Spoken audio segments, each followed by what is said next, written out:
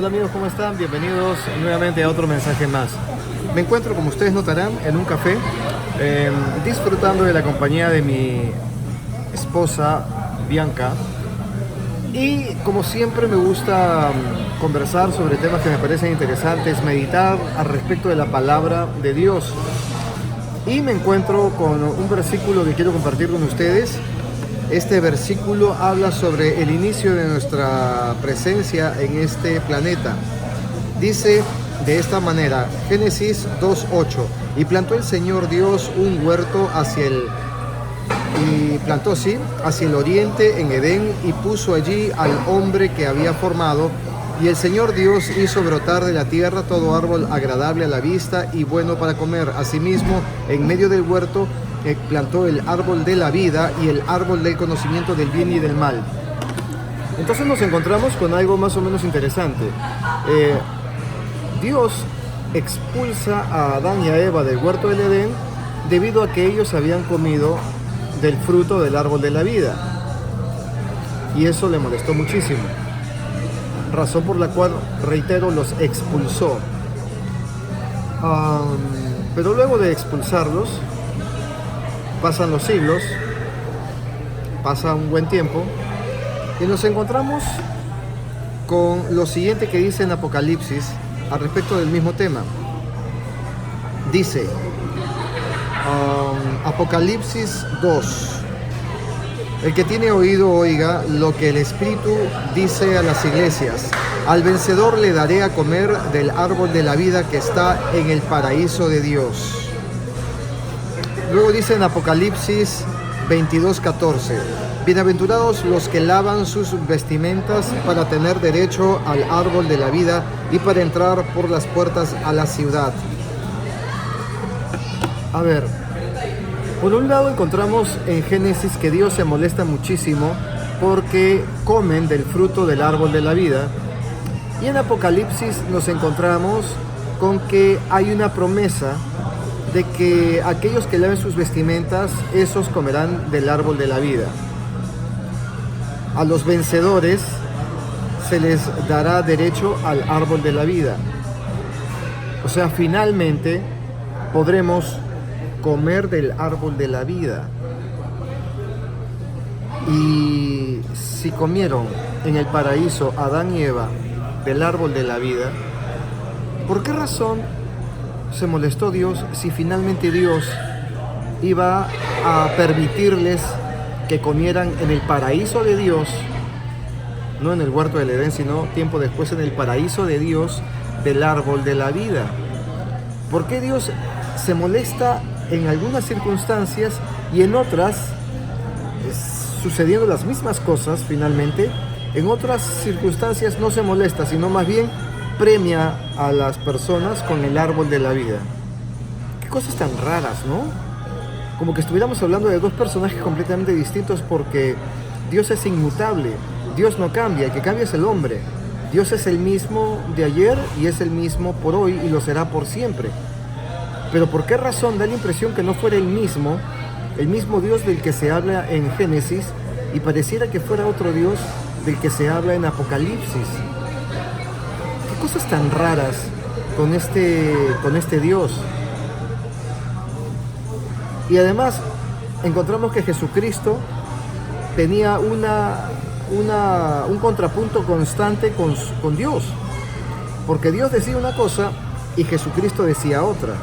Dios decía en el Antiguo Testamento, en el Pentateuco, o sea, en los rollos antiguos, los que escribió Moisés, decía, ojo por ojo, diente por diente, ¿no? Aquel que haga algo malo, eso mismo malo le tendrá que suceder. Así dice, ¿no? Y resulta que aparece Jesucristo y dice, ¿habéis oído lo que está escrito que dice ojo por ojo y diente por diente? Bueno, pues más yo os digo, aquel que te dé una bofetada en la mejilla derecha, bríndale también la izquierda. Entre otras cosas más. Luego le dicen, fíjense el contrapunto que tenía con su papá, con Dios, en todo caso, para ser más exacto, con Dios. encuentran a una mujer que estaba adulterando, evidentemente con un hombre, y la exponen de forma pública y luego están a punto de lapidarla, es decir, lanzarle piedras para matarla. Me hago una pregunta muy aparte de esto, y el hombre con el que adulteró, ¿dónde estaba? Bueno, él, como decía mi mamá, no, el hombre siempre cae bien parado. Del hombre no se habla nada, se habla de la mujer. Ella es la que va a ser ajusticiada en público. Pero lo encuentran por ahí escribiendo en tierra a Jesucristo, al Hijo de Dios, y le preguntan, ¿está bien lo que vamos a hacer? ¿Tú qué dices, Jesús? Bueno, lo dicen de otra forma, yo se los narro en lenguaje más mío, más actual. Y Jesucristo los mira y les dice con desdén, aquellos que estén libres de pecado, aquellos que estén santos a la actualidad, esos que le lancen la piedra a la mujer. Y evidentemente, como ninguno se sentía santo y libre de pecado, entonces todos arrojaron sus piedras al piso y se fueron. La mujer, atónita, mira a Jesús y se lo agradece. Y Jesús le dice, ¿y dónde están aquellos que te acusaban? Ella le responde, bueno, se fueron. Bueno, pues, si ellos no te acusan, yo tampoco te acusaré. Ve en paz. La Biblia dice, ve y no peques más.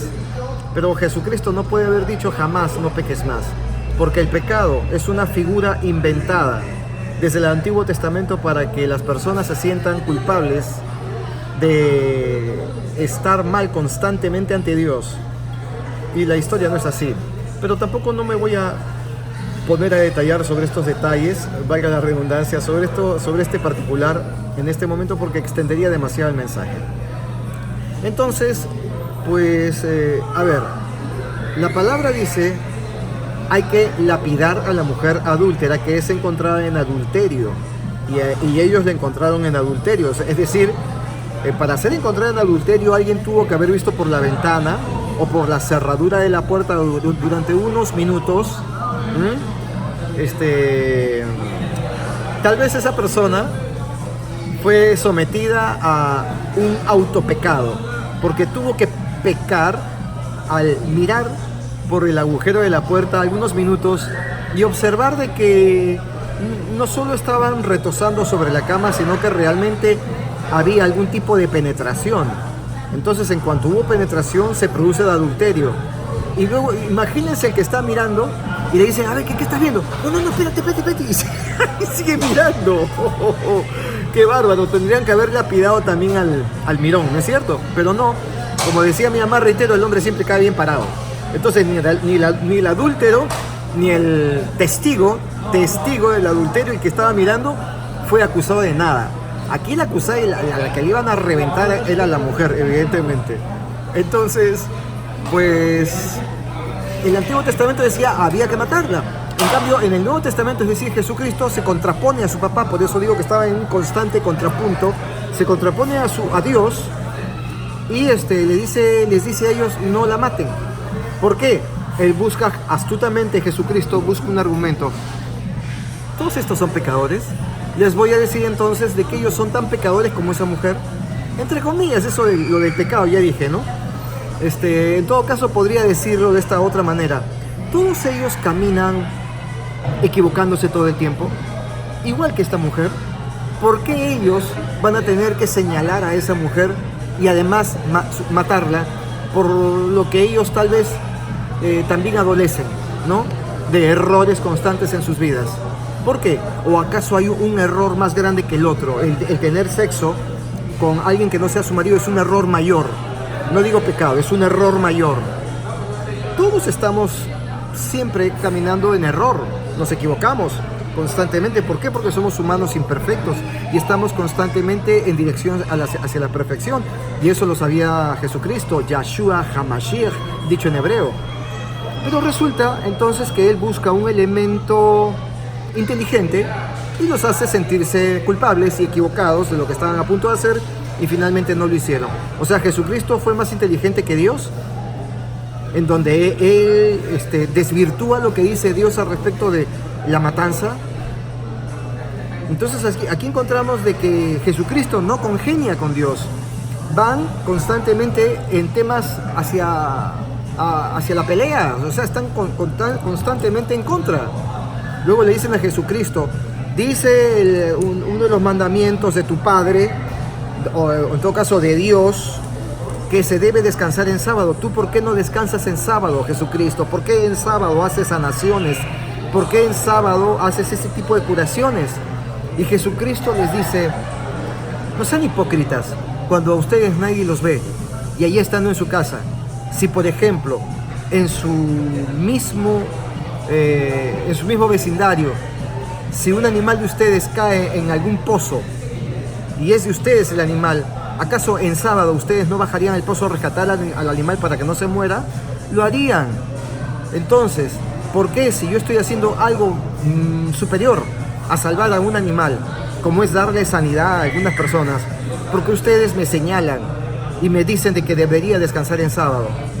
Jesucristo no estaba dando confirmación a la ley. No sé si a los profetas, pero al menos no a la ley. Porque dice la palabra que Él vino a dar confirmación a la ley y a los profetas. Pero Él no estaba confirmando la ley, estaba poniéndose en contra, como les estoy explicando. Encontramos a un Dios extraño que dice, los premiaré con el árbol de la vida. Y sin embargo, repito, se molesta porque Adán y Eva comen del árbol de la vida. Encontramos que Jesucristo está constantemente en riña con Dios, dándole la contra a Dios, haciendo lo que se supone que no se debe de hacer, yendo en contra de los mandamientos, yendo en contra de las costumbres mosaicas, ¿no? Entonces, ¿qué cosas tan extrañas sucedían? Y nosotros hoy por hoy andamos defendiendo a capa y espada toda la Biblia, cuando Jesucristo no defendía toda la Biblia. Él estaba creando una nueva manera de entender a Dios. Él nos estaba enseñando una forma distinta. Y sin embargo, Él nos enseñaba una manera distinta y acá lo mezclamos todo. O sea, Él estaba desdeñando el Antiguo Testamento, el Pentateuco lo estaba desdeñando y estaba implantando una manera diferente de entender a Dios. Y nosotros acá juntamos el Antiguo Testamento y el Nuevo Testamento y queremos entender a Dios a partir de estos dos vertientes completamente distintas. Queremos entender a Dios con el Antiguo Testamento y con el Nuevo. Entiendo yo que deberíamos entender a Dios con el Nuevo Testamento y tener el Antiguo Testamento como un referente histórico de las cosas que pasaron. Pero no podemos dar por sentado o no podemos relajarnos ante los dichos o lo que nos cuentan libros como Josué o personajes como Josué, en todo caso Moisés, Abraham y los profetas mayores del Antiguo Testamento. No podemos decir amén, aleluya, acepto todo lo que dicen estos señores del Antiguo Testamento, porque vino Jesucristo a decirnos que Él era el camino. Yo soy el camino, la luz y la vida, yo. Pero Isaías, Jeremías, además los antiguos patriarcas, todos ellos, ¿qué? No sé, pero yo soy el camino. Nadie llega al Padre si no es a través de mí. Yo soy el camino, la verdad y la vida. Yo soy la luz del mundo. ¿Quién lo decía? Moisés, Isaías, lo decía Amós, lo decía Abraham, lo decía Jacob. ¿Quién decía esto? Lo decía Jesucristo. Entonces, si Él decía, yo soy la luz, soy el camino y la vida, significa que todo lo anterior que nosotros conocimos, todos los dichos de los grandes hombres de Dios, deberíamos tomarlos como hechos históricos, pero no como referentes para entender y conocer al verdadero Dios, porque ellos tuvieron contacto con el falso Dios, aquel que se los llevaba a pasear a su reino y se los llevaba en cuerpo y alma, en carne y hueso, como le pasó a Enoc. No conoció la muerte. Le pasó ahí a ¿cómo se llama? Al otro, a Elías, ya me estoy olvidando, A Elías también se lo llevó en carne y hueso, no conoció la muerte. Y sin embargo encontramos en el Nuevo Testamento, a partir de la enseñanza de Jesucristo, que ni carne ni sangre, ¿no?, pueden llegar hasta allí. Ni carne ni sangre. Y sin embargo, carne y sangre se fueron hasta allí en el Antiguo Testamento, ya sea el caso de Enoc o el caso de Elías. Se los llevó vivos. Entonces, ese Dios no puede ser el verdadero Dios. Porque el verdadero Dios es espiritual y habita en la luz inaccesible y no anda haciendo pequeños viajes a la tierra en ninguna nave, en ningún carro de fuego. Él no viene y se lleva a los que más le caen bien, como Enoc y Elías. Ese Dios, el verdadero, no hace eso. Porque Jesucristo dice al verdadero Dios, a ese nadie lo ha visto porque habita en la luz inaccesible. Él es el único, además, que tiene inmortalidad. Significa que los demás dioses se mueren. Vivirán miles de años, pero se mueren. Entonces, acá hay algo raro. Jesucristo nos enseña, nos muestra un Dios diferente, muy distinto al del Antiguo Testamento. Entonces, toda esa gente, me viene a la mente, como repito, Abraham, el patriarca de la fe, el patriarca, el hombre de la fe, aquel que llevó a su hijo para ser sacrificado y tuvo que caminar 3 días para llegar hasta el punto indicado para ser sacrificado. Y ese no puede haber sido el verdadero Dios. El verdadero Dios no te hace, hablando de esta historia, el verdadero Dios no te hace sufrir de esa manera, o sea, no te pone a prueba de esa forma. ¿Para qué ponerte a prueba? ¿Para qué ponerte a prueba el verdadero Dios? ¿Para qué ponerte a prueba? Y vivir 3 días de camino sabiendo que vas a matar a tu hijo y tu hijo ni siquiera sabe lo que tú vas a hacer. Y vas a calentar a fuego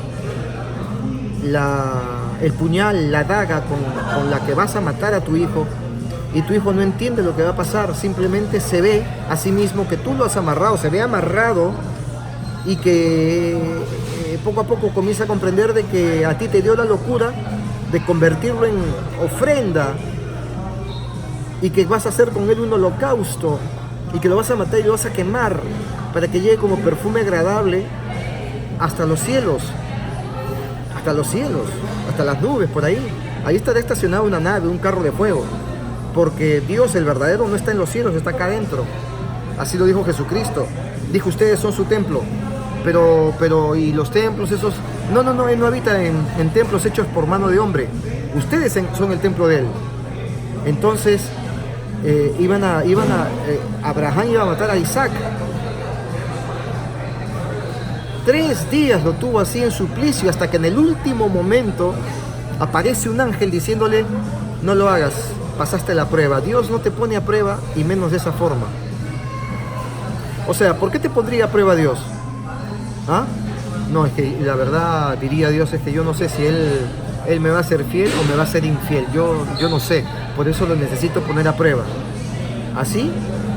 ¿Qué? ¿Dios no sabe acaso cómo vas a reaccionar? ¿Dios no sabe cuál es el futuro? ¿Dios no sabe acaso cómo llegas a tu sepulcro, a la tumba? ¿Dios no sabe toda tu vida? ¿No sabe lo que va a suceder dentro de un minuto contigo? ¿Dentro de una hora? ¿Dentro de un día? ¿Dentro de una semana? ¿Dentro de un mes? ¿Dentro de un año? ¿Dentro de una década? ¿Dentro del lapso de toda tu vida? Dios no sabe. Dios está enterando conforme a tu propio caminar de cómo te va a ir en la vida.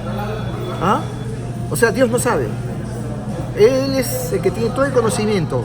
Él es el que en Él reposa, digámoslo así, todos los poderes, entre ellos el conocer el futuro. Y conociendo el futuro, Él necesita ponerte a prueba para calificarte o para descalificarte. Él necesita hacer eso. Dios, el que sabe el futuro. ¿O será otro Dios que no sabe el futuro, el que pone a prueba a las personas? Tal vez será otro Dios y no el verdadero. Les estoy dando datos en donde utilizo la lógica para que abran sus ojos, para que despierten de su letargo, de su largo sueño de religiosidad en la que ustedes todavía siguen dormidos, porque me escuchan esto que se los digo con claridad, con lógica, ¿eh? No hay que pensar demasiado, no sé si será, no será, ay, lo voy a poner en oración. No, acá estoy utilizando la lógica, ni siquiera para ponerlo a orar. Bueno, si quieren pueden ponerlo en oración, pero estoy utilizando la lógica y ustedes se cierran. No porque así no está en la Biblia. Bueno, sí, la Biblia, yo les he dicho, ha sido manipulada, pero si ustedes quieren creer en un libro manipulado por los católicos, porque la Biblia es católica, si ustedes quieren creer a rajatabla, a pie juntillas, a ojos cerrados, ¿no? Y les basta lo que leyeron y ya está, y no tienen nada más que aprender, pues es asunto de ustedes, ¿no? Porque resulta de que la Biblia está adulterada. Lo que está escrito en la Biblia es aquello que los que nos dominan han querido que nosotros sepamos para que seamos religiosos. La religión es un invento, el sistema religioso es un invento, el sistema político es un invento, la moral, la cultura, esos son inventos. Nosotros cuando llegamos a este mundo somos niños y no tenemos acá religiosidad ni moral. No hay política, estamos vacíos. Y Jesucristo dice, sí, así como ellos, si ustedes son como niños, a ustedes les pertenecerá el reino de Dios. Porque para llegar a Él, tienen que ser como niños, tienen que volver a nacer. Jesucristo decía eso. Entonces, ¿no comprenden? ¿No comprenden lo que les digo? Un niño no está con problemas de religiosidad. Un niño es natural. Y cuando comienza a avanzar, a caminar, si no hubiera alguien que les dijera, no, Dios dice esto, Dios dice lo otro, no, porque tienes que leer la Biblia, si no tuviera ese constante acoso por parte de sus tutores, por parte de sus padres, por parte de sus maestros, por parte del religioso de la iglesia, si no tuviera nada de eso, el niño tendría una comunicación natural con Dios, que es la comunicación que Dios quiere, porque tenemos que ser como niños, dice Jesucristo, Yahshua HaMashiach. Pero nosotros nos encargamos de que nuestros niños se hagan religiosos. ¿Por qué? Por nuestra costumbre, porque así es nuestra cultura, porque así nos enseñaron, y también tenemos que enseñarle a nuestros hijos a ser religiosos, a dormirlos en la religión. Yo desperté. Y claro, despertar me ha costado, es complicado. Tienes unos ataques espirituales tremendos, las puertas del mundo se te cierran cuando tú decides despertar y decides enfrentar el mundo, este mundo ya despierto, y tener una verdadera relación con Dios diferente, más allá de las estúpidas religiosidades en las que nos han metido. Oye, el pastor dice estúpidas religiosidades, ay, el pastor habla groserías. No es grosería. La grosería radica en la intención del corazón. Tú puedes decir cualquier palabra. Al final Dios dice, no es lo que tú digas con tu boca. Porque como también Él dice, este pueblo de labios me adora, pero su corazón está distante de mí. El problema no es lo que tú digas. El problema es lo que tú tienes acá adentro, en todo caso en tu corazón. Ese es tu problema. O cosas de bendición o cosas de maldición, lo que tú puedas tener acá.